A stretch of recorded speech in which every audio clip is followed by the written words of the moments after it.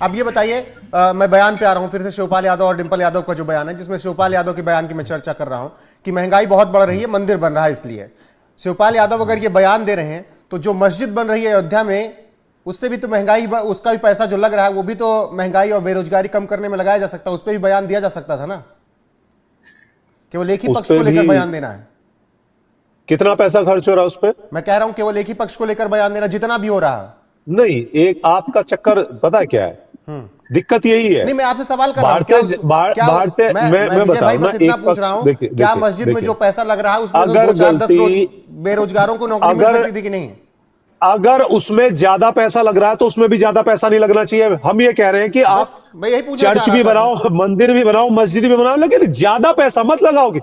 भाई इतना लगाइए कि हाँ ठीक है, लेकिन आप लगे कि भाई बना करके इससे मुझे वोट ही वोट मिलना, वो बिल्कुल साफ साफ दिख रहा है। ये देखिए, मैं आपसे बता दूं, बढ़ेगा, रोजगार तो मिलेगा ना? नहीं, मैं जानता हूं यही सवाल आएंगे, पर्यटन बढ़ेगा, रोजगार मिलेगा। है तो आप देख रहे हैं ना आगरा में कितने लोग आ रहे हैं। तो फिर नहीं, हमने कहा मना किया इस चीज को कि पर्यटन नहीं बढ़ेगा, लेकिन हम तो कहते हैं अगर ताजमहल में भी आप लोग इतना पैसा लगाने लगे कि आप इधर उधर की चीजें भूल जाए तो उसका भी हम विरोध करेंगे। एक पक्ष की बात नहीं है। ठीक है, देखिए, मैं यूनिवर्सिटी में प्रोफेसर, सुनिए, मैं यूनिवर्सिटी में प्रोफेसर हूं, मैं अंधभक्त नहीं हूं, और ना ही मैं कभी ये बात करूंगा संविधान के दायरे में संविधान क्या देता, मैं संविधान की बात करता हूं और जो वैज्ञानिक सोच है मैं उसकी बात करता हूं, और वही मैं अपने बच्चों को सिखाता हूं। बिल्कुल, मंदिर में हमारी आस्था है, चर्च में हमारी आस्था है, गुरुद्वारे में हमारी आस्था है, मस्जिद में हमारे, जो गलत करे उसका विरोध कीजिए, लेकिन अपने बच्चों को शिक्षा जरूर सिखाइए, उसे सिखाइए कि इसी से कामयाबी मिलेगी। भगवान में मेरी आस्था है, लेकिन यह सच बात है कि अगर मैं बीमार होऊंगा, भगवान से मैं प्रार्थना करूंगा कि मैं ठीक हो जाऊं, लेकिन जाऊंगा मैं अस्पताल में, और अस्पताल में होते हुए भी मैं भगवान से प्रार्थना करूंगा कि मैं ठीक हो जाऊं।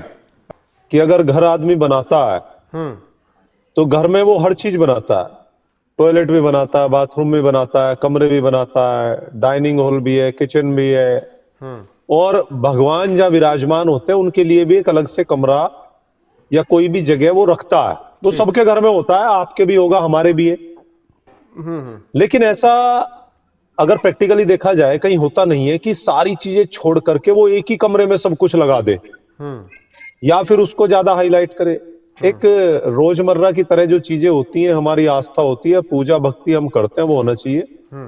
लेकिन सच्चाई कुछ और है। सच बता दूं तो सच्चाई कहने से लोग डरते हैं और मानने से डरते हैं।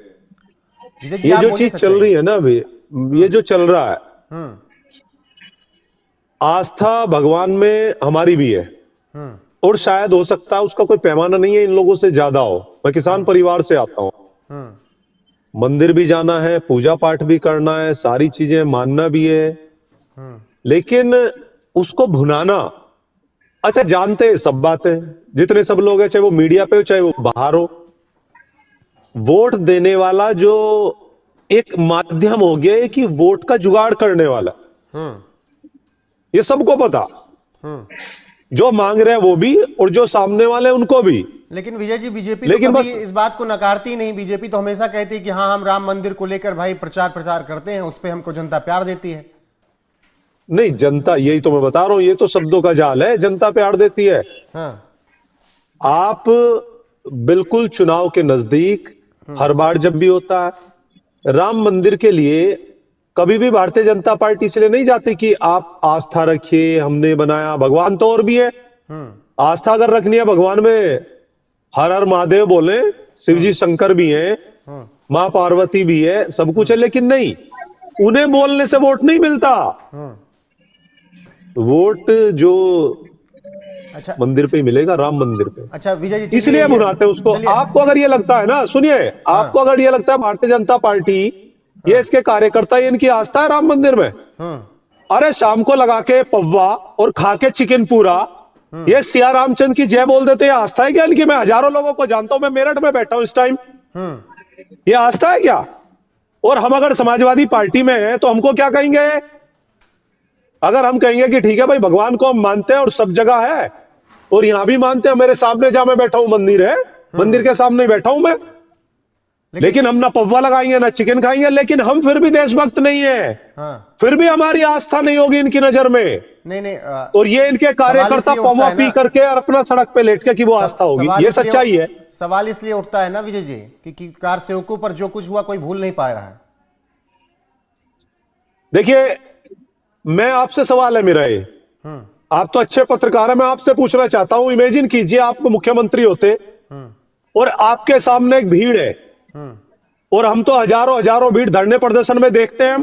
ठीक। अभी 8-10 दिन पहले भी मेरठ में चल रहा था, 7-8 हजार आदमी थे, डीएम भी थे, एसडीएम भी थे, एसएसपी गोली था, पूरी चलवाई गई थी पुलिस क्या? फोर्स तैनात थी। वहां गोली सुनिए ना, चलवाई- पूरी पुलिस फोर्स तैनात थी। हाँ, तो पुलिस फोर्स तैनात क्यों थी ये बताइए? क्या हम लोग अराजकता कर रहे थे? आप मुझे ये बताइए, हमें चारों तरफ से पुलिस फोर्स ने क्यों घेरा? इसका रीजन आप मुझे बताइए, इसका उत्तर। क्या हम तो कुछ भी नहीं, हम तो पार्क में बैठे थे, लेकिन चारों तरफ पुलिस फोर्स खड़ी है, क्यों खड़ी है बताइए? लॉ एंड ऑर्डर मेंटेन करने के लिए। हाँ। तो भीड़ गोली का चला कोई के चेहरा नहीं maintain थोड़ी होता। होता है। आपसे अगर आप मुख्यमंत्री होते क्या करते बताइए? नहीं, सवाल गोली मेरा थोड़ी चलवा आपसे, देते, क्या करते आप? गोली थोड़ी चलवा देते।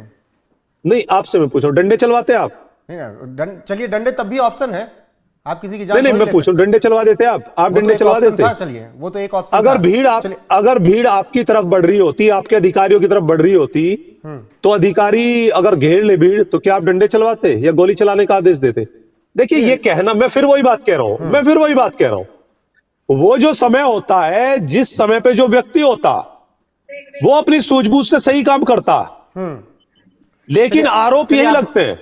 आरोप ये कि अगर ये होता तो क्या होता, अगर ये होता तो क्या होता, अगर ये होता तो क्या होता। आप ये बताइए, अजय मिश्रा टहनी है लखीमपुर में, उसके बेटे ने गाड़ी क्यों चढ़ा दी उसके ऊपर? वो विजय बचा भाई- के भी निकल सकता था, लेकिन उसने विजय चढ़ा भाई- दी, विजय भाई, उस पर किसी ने सवाल नहीं किया। विजय भाई सुनिए, चलिए आप मानते हैं उस वक्त जो कुछ हुआ सही हुआ, जो भी डिसीजन था मुलायम सिंह यादव का? नहीं, देखिए, उस समय की स्थिति अब आंखों से तो हमने नहीं देखी, लेकिन हम ये मानते हैं कि कोई भी अधिकारी है या कोई भी ऊपर बैठा हुआ है, जो सामने, उसके सामने ना हिंदू है, मुस्लिम है, सिख है, ना ईसाई है, उसे लॉ एंड ऑर्डर मेंटेन करना, वो किसी भी कीमत पे करना। लाठी से हो लाठी से, प्यार से हो प्यार से, गोली से हो गोली से, मिलिट्री को बुला के मिलिट्री से, ये इस देश में ही होता है और आगे भी होता रहेगा। जो किसान थे, मुझे आप ये बताइए, किसानों ने क्या किया था भाई? आपने कील ठोक दी थी गाजीपुर बॉर्डर पे। मुझे हो सकता है प्रधानमंत्री जी को लगाओ, इनको लगाओ। सरकार हारी भी तो, उसके बाद किसानों सरकार हारी भी तो।